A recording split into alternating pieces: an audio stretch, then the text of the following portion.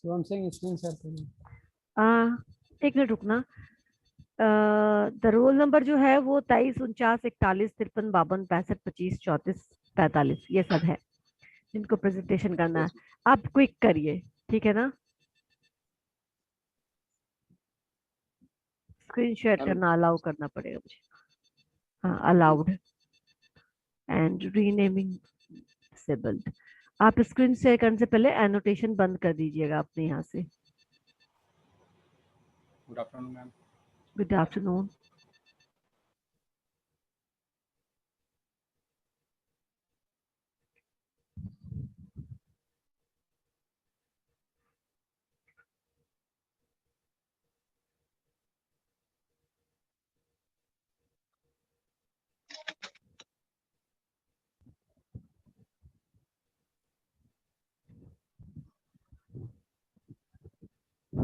I will start. Kisan. So our presentation topic is McGregor participation theory. This theory is also called theory X and theory Y. It was given by American social psychologist called Douglas Murray McGregor. He had been the professor of management at MIT Sloan Schools and Antioch, president of Antioch College from 1948 to 1956. In 1960, he wrote a book called आपकी आवाज clear नहीं आ रही मुझे, बोलिए. He wrote in 1960. In 1960, he wrote a book called Human Side of Enterprise, which he called, where he had described various assumptions that how the managers can manage his subordinates, and he made a great contribution in the development of manager motivation theory and behavior. In the same book, he argues for creating the environment where the employees are motivated via authoritative, directive control, and self-control, which he called theory X and theory Y. This represents the two types of workers. Theory X represents the workers who don't like doing the work and need to be directed as each and every steps so they can finish their assigned tasks. Whereas theory Y is the opposite of that. They like doing the work and they need not much direction, so there should be decentralization, participation, and two-way communication, so they remain motivated and efficiency can be brought in the work. This two theory will be explained more in detail by my other team members. Forward to Shubhamja, he will be explaining theory X. Done. Good afternoon, ma'am. Good afternoon, friends. I will speak on theory X.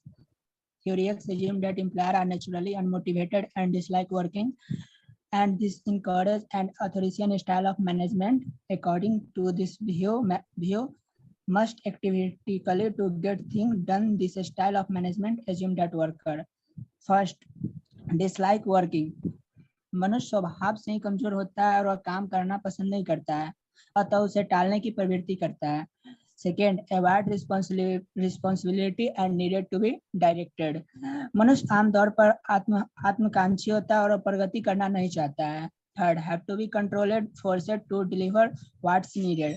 और सत्य मनुष्य निर्देशित होना पसंद करता है क्योंकि वह जिम्मेदारियां से बचना चाहता है.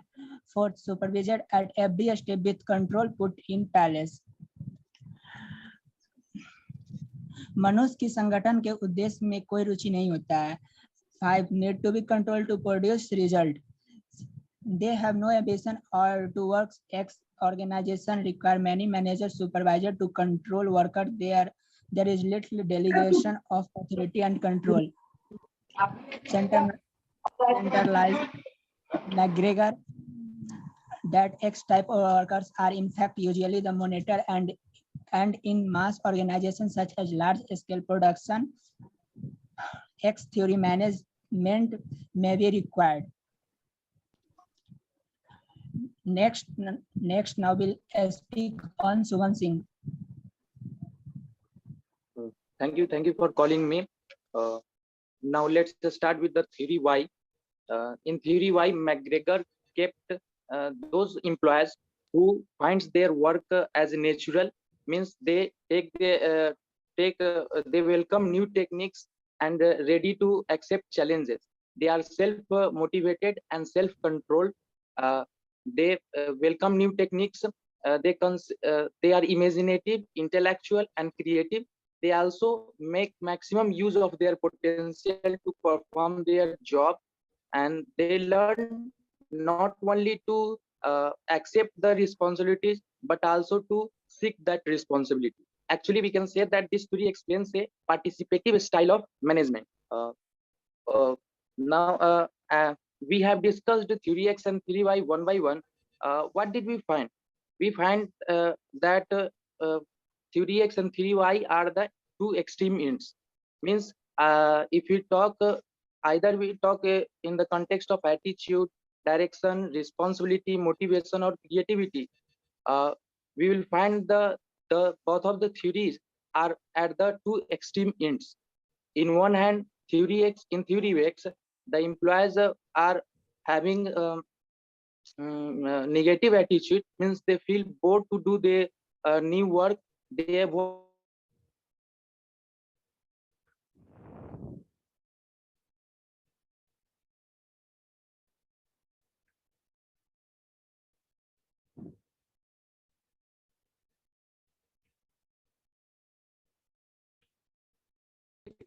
accept when it comes to getting around rules.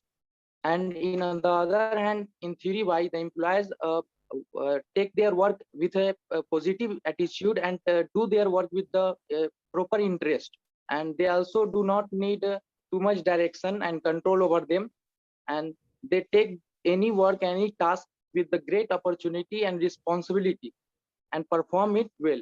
They are also high motivated, and if you talk about the creativity, they throw their proper creative ideas. They perform their work with the perfection. Overall, we can conclude that the theory X is a traditional and narrow viewpoint of human nature, and theory Y is the modern and dynamic nature of workers. And it also appears that the theory X is applicable for those employees who are unskilled, uneducated, and generally who works only for their physiological needs. And theory Y, it seems that the theory Y is applicable for those employees who are educated, who are skillful, who are professionals, who do not need too much direction and control over them.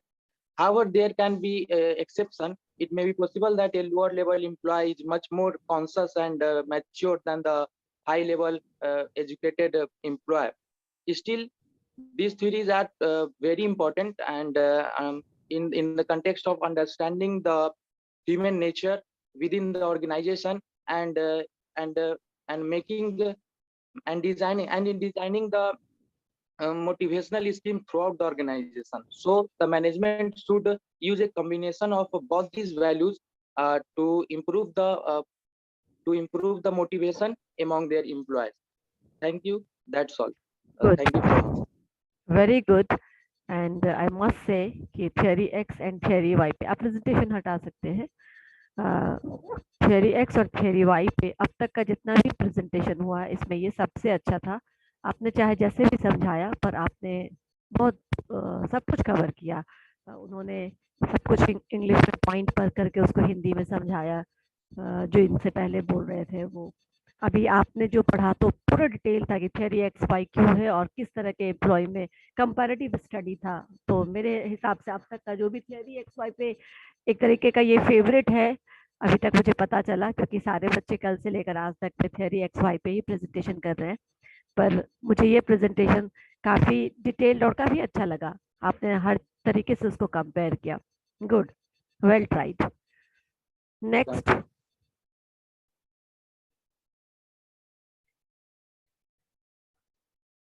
Next कोई है क्या अभी किसी का presentation? Next ma'am 53 ma'am. हाँ 53. Yes yes पता है मुझे, बताइए. 53 और आपके साथ और भी कोई है 53? अमजद? नो मैम, जिनका था उनका हो गया. ओके ठीक है, तुम स्टार्ट करो. Good evening to all of you. Good afternoon to all of you. Now I am going to say something about communication. Communication is an element of directing. Communication involves exchange of ideas and information in order to create mutual understanding. It is a systematic process of telling, listening, and understanding. A manager has to explain the plans and orders to his subordinates and to understand their problems. He must develop a sound two-way communication system as to be always in touch with as to be always in touch with his subordinates. Sound communication fosters mutual understanding and coordination among different units of the organization. That's all, ma'am. ठीक है, anybody next? 52, 65, 28, ma'am. 28. Okay.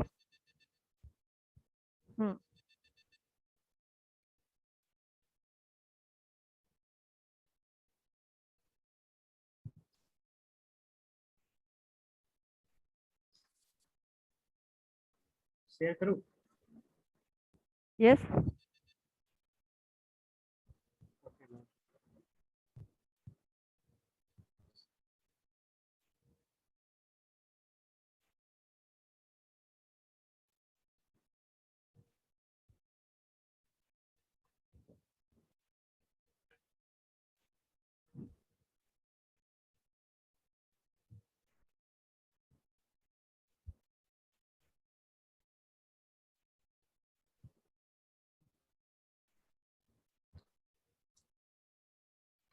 मेरा topic communication है, इसको मैं समझाना चाहूँगा.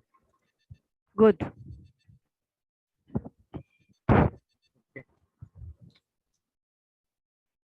तो first good morning, good afternoon all of you. तो आज मैं कम्युनिकेशन के बारे में बताने वाला हूँ और समझाऊंगा इसके बारे में. तो first communication, the term communication is derived from the Latin word communis. जो कम्युनिकेशन है वो लैटिन वर्ड कम्युनिस से मिलकर बना है, which means common. Communication is a continuous process, is a fundamental function of communication management.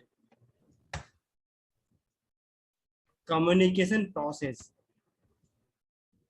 Communication is a two-way process. जो communication है two-way process है. Communication it is the process in which person reaches his thought, suggestion, order to another. Communication के जरिए लोग अपने thought, suggestion और orders को दूसरे के साथ साझा करते हैं. ये एक कम्युनिकेशन स्किल है. नेक्स्ट है communication barriers. There are some barriers to communication. First semantic barrier, second है इमोशनल बैरियर और थर्ड है organization barriers. Reason to communicate करने के बहुत सारे रीजन होते हैं. लाइक फर्स्ट है टू इन्फॉर्म. कोई किसी को इन्फॉर्म करता है, ये भी एक कम्युनिकेशन है. एजुकेट, हमें कोई एजुकेशन दे रहा है, ये भी एक कम्युनिकेशन स्किल है. टू रिलेट, किसी के बात के साथ कोई रिलेट करता है, ये भी एक कम्युनिकेशन स्किल है. ये भी एक रीजन है कम्युनिकेट करने का. उसको टू मोटिवेट, कोई किसी को मोटिवेशन देता है और उससे समझाता है अच्छे काम करने के लिए, तो मोटिवेशन देना भी एक कम्युनिकेशन स्किल है. और ये हर कोई नहीं कर सकता किसी को समझाने. और नेक्स्ट है motivation. Motivation term is derived from the Latin word mower. जो मोटिवेशन है वो लैटिन वर्ड मोवर से मिलकर बना है, विच मीन्स टू मूव. इसका मतलब मूव होता है. Motivation is an important factor in all the factor that affect human behavior and performance. Type of motivation. First, positive motivation. Positive motivation means किसी को अच्छे काम करने के लिए सलाह देना एक तरह के पॉजिटिव मोटिवेशन है. और सेकेंड है नेगेटिव मोटिवेशन. नेगेटिव मोटिवेशन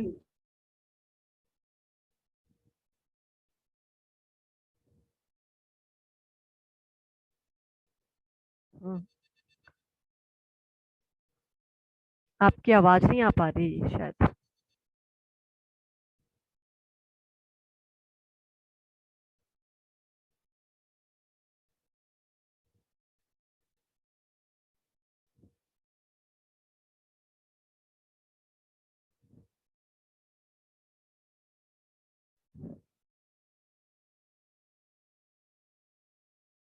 चंदन, हम आपको सुन नहीं पा रहे हैं।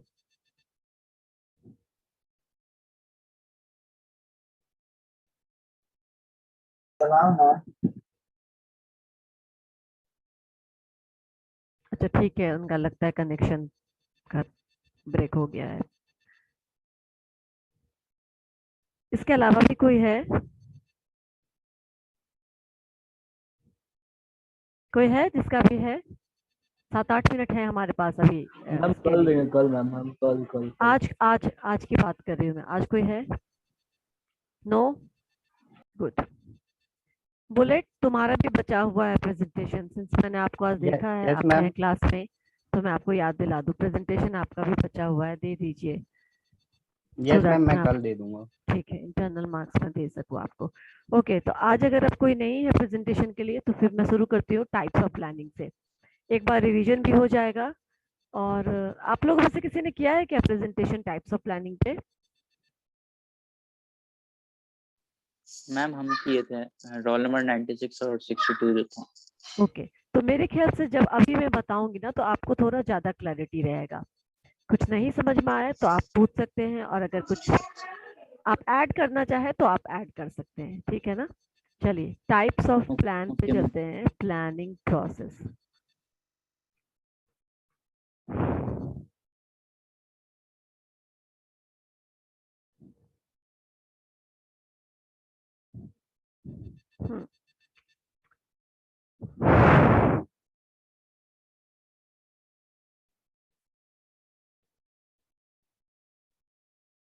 शेयर दिख रहा है क्या? शेयरिंग दिख रही है यस अभी मैम। तक? दिख रहा है? Yes ma'am, yes ma'am. Yes okay, ma'am, ठीक है। ओके, तो ऑर्गेनाइजेशन में टाइप्स ऑफ प्लान अभी हम लोग को देखना था कि कितने तरह के प्लान्स होते हैं नॉर्मली। ये अच्छा, प्लान और प्लानिंग में डिफरेंस आप लोग पूछे थे, ऐसे कोई खास डिफरेंस नहीं है। आप टाइप्स ऑफ प्लानिंग भी बोल सकते हो, लेकिन बेटर कि प्लानिंग हम तब यूज करते हैं जब हम उसको एग्जीक्यूट, मतलब वर्ब के फॉर्म में जब भी बोलना होता है तो हम बोलते हैं। ऐसे कोई हार्ड एंड फास्ट दोनों में डिफरेंस नहीं है। तो जो प्लान है या प्लानिंग है, आप जो भी कहें, वो क्या होता है नॉर्मली, उसको दो तरीका हमने डिफरेंट डिफरेंट बेसिस पर उसको डिवाइड किया है। एक बेसिस है long term and short term plans, और उसके बाद दूसरा होता है upper level, middle level, lower level plans. Upper, middle and lower level plans मतलब the plans which is made by top level management, upper level हो गया। The plans which is made by middle level management, middle level हो गया। और जो plans lower level management करती है उसको लोअर लेवल प्लान्स बोल सकते हैं हम। तो इसको डिफरेंट बेसिस पर डिफरेंशिएट किया गया है। हमको जो बेसिस पढ़ना है, सबसे पहला है ये कि on the basis of repetitiveness of a plan, single use plan and standing plan, organizational plan has been divided into two parts. It is known as standing plan and single use plan. Standing plan का मतलब नाम से ही आपको लग रहा होगा कि क्या है, ये स्टैंडिंग प्लान है, यानी ये लंबे समय तक है। But don't confuse, this is not divided on the basis of longevity और duration of the plan. Duration of the plan के बेसिस पर हम आगे पढ़ेंगे। ये क्या है, रेपिटेटिवनेस मतलब समझ में आ रहा कि किसी प्लान को हम कितनी बार रिपीट कर सकते हैं, दोहरा सकते हैं, या फिर उसको रिपीट नहीं किया जा सकता है। इसके बेसिस पर जब प्लान बनाया जाता है तो single use plan, single use plastic, what is this, you can not reuse this plastic again and again, right, है ना। Yes, इसीलिए ma'am. सिंगल यूज प्लास्टिक पे ही बैन लगा हुआ है ना, क्योंकि ये बहुत ज्यादा पोल्यूशन फैलाते हैं, बहुत ज्यादा कचरा फैलाते हैं, और इट इज नॉट रिसाइक्लेबल और रीयूजेबल। तो इसी को सिंगल यूज प्लान भी कहेंगे। अगर वो प्लान है जो एक काम के साथ, एक इवेंट के साथ, एक प्रोजेक्ट के साथ समाप्त हो जाता है, वो प्लान, वो काम खत्म, वो प्लान खत्म, तो उसको हम सिंगल यूज प्लान कहेंगे। स्टैंडिंग प्लान मतलब जो रहेगा, जो लंबे समय तक रहेगा, जिसको आप बार बार यूज कर सकते हैं। तो ये जो स्टैंडिंग प्लान है वो क्या है, वो लॉन्ग टर्म तो होगा, लेकिन उसका ये बेसिस नहीं, उसका बेसिस ये है कि it is repeatedly such plans can be used. समझ में आया? अब इसके अंदर जाते हैं। स्टैंडिंग प्लान क्या है? Standing plan are used over a long period of time and can be altered as per the change in the circumstances. Normally जो स्टैंडिंग प्लान होता है वो लंबे समय तक के लिए होता है, और अगर जरूरत हो तो हम क्या कर सकते हैं, उसको इमरजेंसी सिचुएशन में या ऐसे सर्कमस्टांसेस आ गए हैं बाहर में, ऐसे चेंजेस आ गए हैं या चैलेंजेस आ गए कि आपको वो चेंज करना पड़ रहा है, then only you change. Occasionally we change standing plans, otherwise ये इट कीप्स गोइंग। समझ में आ रही है? मैं रिवीजन कर रही हूँ, Yes, तो ma'am. प्लीज जो भी लोग मिस कर चुके थे ये सब क्लास, वो थोड़ा ध्यान देंगे। सिंपल है but you have to be attentive. Now second one is इसके अंदर हमने क्या क्या पढ़ा? तो पॉलिसी, प्रोसीजर्स एंड रूल्स। तो पॉलिसी क्या है? हम आपको पॉलिसी डिटेल में भी पढ़ा चुके हैं। पढ़ाया है मैंने आपको पॉलिसी या नहीं बताया है? Policy is a broader framework, broader boundary जिसके अंदर रह करके आपको सारे काम करना है। ठीक है ना? पॉलिसी क्या डिसाइड करता है? पॉलिसी डिसाइड करता है कि आपको ये जितने भी पॉलिसीज है इसको फॉलो करते हुए आपको अपने प्लान को एग्जीक्यूट करता है। तो किसी भी ऑर्गेनाइजेशन का, किसी भी घर का या किसी भी छोटे से छोटे बिजनेसेस का जो पॉलिसी है वो उसके प्लान ऑफ एक्शन को डिराइव करेगा, डिसाइड करेगा, क्योंकि plan of action can not exceed the boundary of the business. समझ में आया कि जो पॉलिसी सेटअप किया गया है उसको एक्सीड नहीं कर सकते हैं, इसीलिए इसको पॉलिसी क्या कहा गया है। ये क्या होता है? स्टैंडिंग पॉलिसी ऑलमोस्ट क्या होता है? स्टैंडिंग होता है। अच्छा, पॉलिसी कैसे हम देखेंगे, कैसे समझोगे? मैं बता रही हूँ कि पॉलिसी अगर हमको समझना हो किसी ऑर्गेनाइजेशन का, तो हम बोलते हैं ना ये हमारा पॉलिसी है। ये हमारा पॉलिसी है कि कोई भी एम्प्लॉय जब सक्सेसफुली 6 मंथ्स का अपना प्रोबेशन पीरियड कंप्लीट कर लेता है तो हम उसको परमानेंट कर देते हैं। ये क्या होगा? ये क्या एक एम्प्लॉय के लिए, सपोज करो कौन कौन मुझे दिख रहे हैं, हाँ, आदित्य के लिए एक रहेगा, करण के लिए कुछ और हो जाएगा, उसके बाद शशि के लिए कुछ और हो जाएगा, कुछ ऐसा होगा क्या? या फिर ये स्टैंडिंग प्लान है? जितने भी 2011 के जो रिक्रूट्स है, 2012 के जो है, 2020 में जो आए, 2021 में जो आए, सबके लिए मेरा ये पॉलिसी कांस्टेंट है ना? हाँ, ये तब बदलेगा जब ये 6 महीना पूरा का पूरा क्राइसिस में चला गया, बिजनेस बहुत क्राइसिस में है, बिजनेस में कुछ डिमांड्स नहीं है, बहुत बैड फेज चल रहा है, तो हम क्या कर सकते हैं? फॉर द टाइम बीइंग, ठीक है ना? अभी भी परमानेंट नहीं कर रहे इस चीज को। For the time being, since we are not making good business, हम क्या कर रहे हैं? अभी किसी भी एम्प्लॉय को परमानेंट नहीं कर रहे हैं, उनको प्रोबेशन पीरियड वाले को प्रोबेशन पीरियड के लिए और 2-4 महीना रहना पड़ेगा। क्योंकि there is a valid reason. क्या है? सर्कमस्टांसेस फेवरेबल नहीं है, तो हमने ये चेंज किया है, वो भी फॉर द टाइम बीइंग किया है। बहुत सारे ऑर्गेनाइजेशन में पैंडेमिक और ये कोविड को देखते हुए क्या किया है कि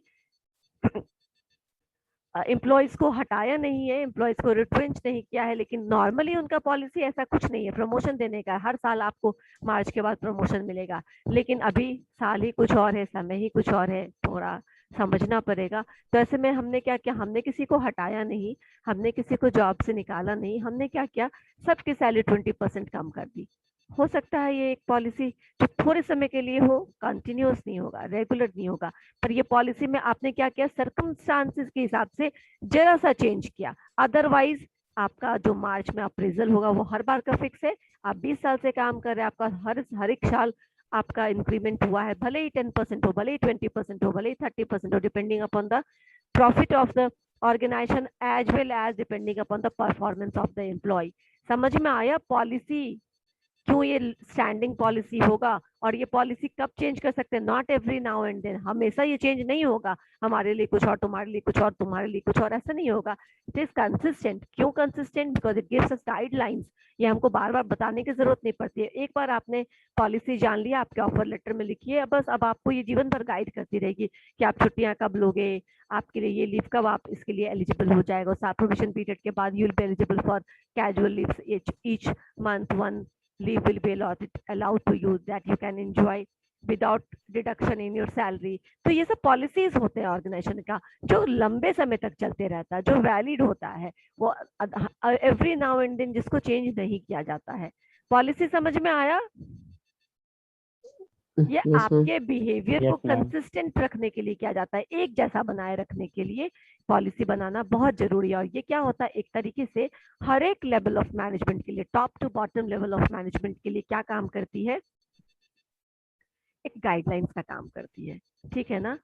एक फ्रेमवर्क देती है। इस फ्रेमवर्क के अंदर आपको काम करना हो। जब हम आपको फ्रेमवर्क बता देते हैं, जब हम आपको सारे बाउंड्रीज बता देते हैं कि देखो ये है क्रिकेट, ठीक है ना, अगेन अपना फेवरेट गेम, ठीक है ना, क्रिकेट में भी होता है ना 4, इसके बाद 4, इसके बाद 6, इसके बाद इससे बाहर बॉलिंग किया तो नो बॉल, इसके बाद बाहर किया तो वाइड बॉल, होता है ना ये सारा क्लैरिफिकेशन।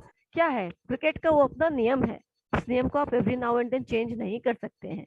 समझ में आई? लेकिन 2020 फॉर्मेट में चेंज कुछ किया, कुछ जो चेंजेज है, कुछ पॉलिसी है जो पर्टिकुलर है, जो कि वनडे में है, कुछ टेस्ट गेम के लिए, कुछ 2020 के लिए, कुछ आईपीएल के लिए, लेकिन वहां पे भी ये कंसिस्टेंसी है, वहां पे भी 4, 6 और वाइड नो बॉल का वही रूल है, राइट? Right ma'am. तो वो रूल कहलाएगा। नाउ तो अब हम पॉलिसी समझ में आया ना, जो एक ब्रॉडर गाइडलाइन है जो हर किसी को, टीम मेंबर को डायरेक्ट करता है। समझ में आया? Next procedures. अच्छा, अब ये प्रोसीजर्स क्या है?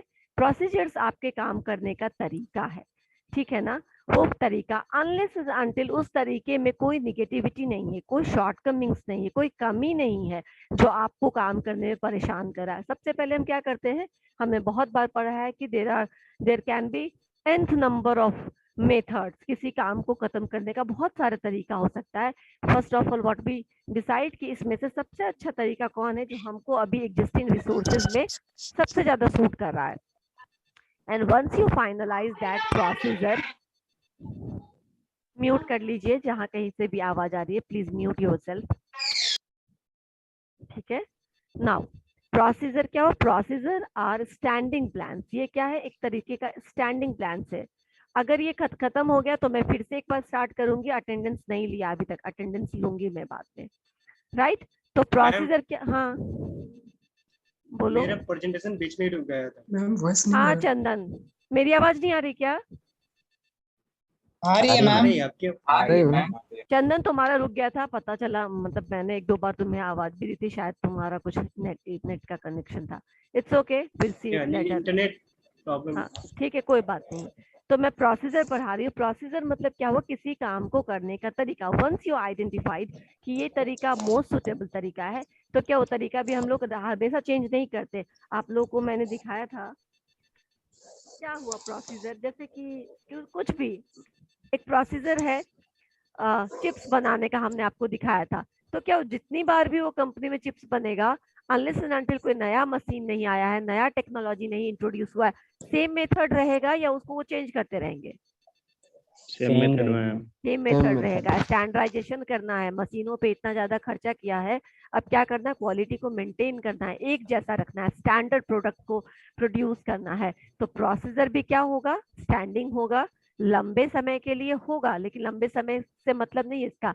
इसका मतलब क्या है? We can use it repeatedly. Policy को भी हम, जैसे मैंने कहा कि तुम्हारे रिक्रूटमेंट के टाइम में भी वही पॉलिसी है, करण के टाइम में भी वही है, निखिल के टाइम में भी वही है। तो हम रिपीटेडली एक पॉलिसी को यूज कर रहे हैं, लीव को गाइडलाइन करना हो, या एब्सेंटिज्म को कंट्रोल करना हो, या फिर परमानेंट करना हो, प्रोविजन से परमानेंट में ट्रांसफर करना हो, एक जैसा पॉलिसी है जिसको हम बाहर किसी के लिए यूज कर रहे हैं। तो क्या हो गया? रिपीटेडली यूज हो रहा है। दूसरा प्रोसीजर। प्रोसीजर मैंने क्या कहा? जितनी बार भी आवलेज की कंपनी में अलग अलग स्टॉक में उसका प्रोडक्शन होगा, प्रोसीजर सेम फॉलो किया जाएगा, अनलेस एंड अनटिल कोई न्यू टेक्नोलॉजी नहीं आती है उसमें, कहीं दया कुछ ऐड नहीं किया गया है। You are following the same procedure, same method every time. Again वो तो उस कंपनी की बात हुई।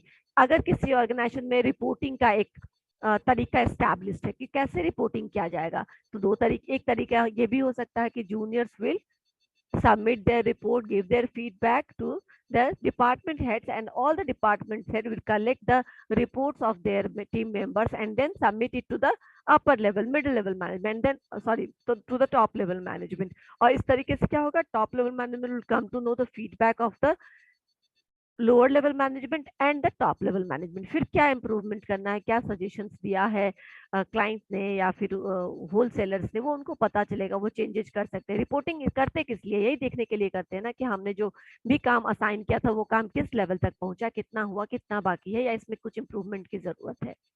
तो ये भी एक प्रोसीजर हो सकता है। अब इस प्रोसीजर में जब तक कि कोई परेशानी नहीं होती है तब तक के लिए इस ऑर्गेनाइजेशन के हर एक ब्रांच के लिए ये फिक्स रहेगा यस मैम। और इसको वो Yes, बार sir. बार यूज कर सकते हैं। हर मंथ वो यही रिपोर्टिंग का तरीका यूज कर सकते हैं, अडॉप्ट कर सकते हैं। दैट मीन्स व्हाट, प्रोसीजर भी क्या होता है, स्टैंडिंग होता है, इसको हम बार बार यूज कर सकते हैं। Now rules are for fools, you know. तो ऐसा नहीं है इट्स जस्ट सेइंग। रूल्स क्या होता है, जैसे कि आप रेलवे में जाते हैं और आपको कहीं मिलता है कि यहाँ पे धूम्रपान निषेध है, वो उसका रूल है, ठीक है ना। और आप जब भी जाइए सफर करिए आपको यही मिलेगा, आपके लिखा हुआ, जहाँ कहीं भी ये अलर्ट या जहाँ कहीं भी ये मैसेज लिखा रहता है, यू विल फाइंड दिस।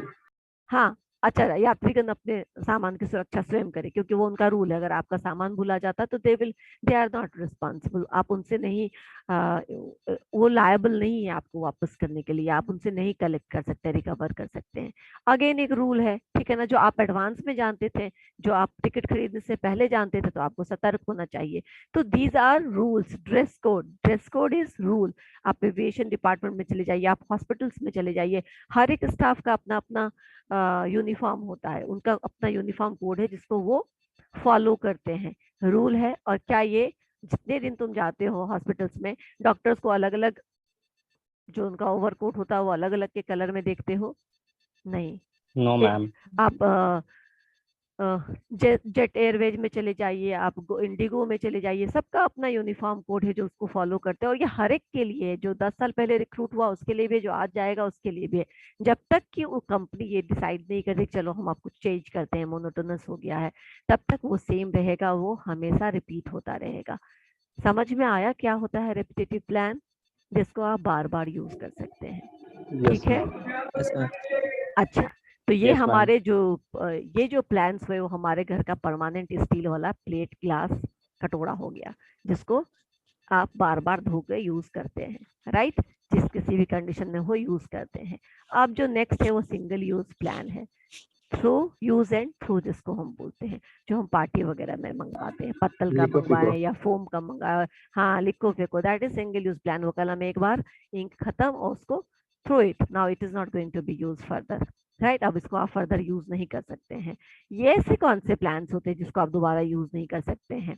तो मैं बताती हूँ। जिस तरीके से आपने आपके छोटे भाई की शादी कराई थी, क्या सेम तरीका आप अभी पैंडेमिक के हालत में या नॉर्मल हालत में दूसरे का भी करा लेंगे? सिचुएशन चेंजेज होंगे, बजट अलग अलग होगा, लड़कों वाले की तरफ से या लड़कियों वाले की तरफ से डिमांड्स अलग अलग होंगे। You have to change your programme, you have to change some events. कुछ ना कुछ तो देखो, हर 2 साल में एक आध चीज चेंज हो जाता है। ये शादी ब्याह का रस्म भी आजकल चेंज होने लगा है, राइट। तो क्या है ये सिंगल यूज प्लान? कोई भी चीज आप करते हैं, आप किसी कोई भी काम आप ऐसे करते हैं, जैसे कि प्रोजेक्ट्स, अब हम आते हैं अपने टर्म में, प्रोजेक्ट्स पर अगर हम ध्यान दें तो जितना जो हमने टीम को संगठित किया है और टीम को काम सौंपा है और जो जो चीजों पे उनको डिसाइड करना है, अगर एक आदमी का प्रोजेक्ट है क्या बनाने का बोलूं मैं, ब्रिज बनाने का ले लेते हैं। ब्रिज प्रोजेक्ट में क्या होता है, प्रोजेक्ट ऐसा कुछ नहीं होगा कि बहुत छोटे से ड्यूरेशन के लिए होगा। Project will always take time. कभी कभी तुम आईटी में सुनते होगे कि मैं फलाने प्रोजेक्ट पे काम कर रहा हूँ, इसका मतलब ये नहीं है कि वो 2 महीने का प्रोजेक्ट होता होगा, वो साल 2 साल 3 साल तक चल सकता है वो प्रोजेक्ट। लेकिन उस प्रोजेक्ट में जितना भी आपने प्लान लगाया वो सिर्फ उसी प्रोजेक्ट के लिए होगा। दूसरे प्रोजेक्ट के लिए फिर से नया आइडिया, नया प्लान, नया तरीका चुना जाएगा, अडॉप्ट किया जाएगा, क्योंकि प्रोजेक्ट के चैलेंजेस, प्रोजेक्ट के मिशन, प्रोजेक्ट के ऑब्जेक्टिव्स अलग अलग है। समझ में आ रहा है वाई प्रोजेक्ट्स की क्यों प्रोग्राम चेंज होते रहता है, क्यों ये सिंगल यूज प्लान है? इसको आप Yes, sir. न्यूमेरिकल टर्म में एक्सप्रेस कर सकते हैं, इसको आप नंबर टर्म में एक्सप्रेस कर सकते हैं, इसको क्वांटिफाई करना जरूरी होता है ऐसे प्रोग्राम्स को। फिर मैं आगे बताती हूँ। इसी का एक प्रोग्राम्स और प्रोजेक्ट दोनों ही क्या है, सिंगल यूज प्लान है। अब प्रोजेक्ट क्या हो गया, प्रोजेक्ट का जो होता है single use plan having less scope then the programme, programme से छोटा स्कोप होता है प्रोजेक्ट का। ये जैसे कि हम प्रोजेक्ट की बात करें, अच्छा ठीक है, अगर किसी को मंगल पे जाना हो, किसी को मून पे जाना हो, तो दोनों के लिए क्या सेम प्लान हिट कर जाएगा? No, ma'am. अलग अलग ma'am. प्लान, अलग अलग प्रोग्राम, ठीक है ना, अलग अलग प्रोग्राम बनाना पड़ेगा। उस इसरो में रूल्स वही रहेंगे, रूल्स नहीं बदलने वाले। अगर इसरो कर रहा है, इसरो का एक टीम चंद्रयान का वो इंतजाम कर रहा है और एक टीम कर रहा है मंगलयान का इंतजाम, तो क्या होगा, रूल्स, प्रोसीजर्स एंड पॉलिसीज सारे डिपार्टमेंट्स के लिए एक जैसे हैं, लेकिन प्लान मतलब प्रोग्राम एंड प्रोजेक्ट अलग है।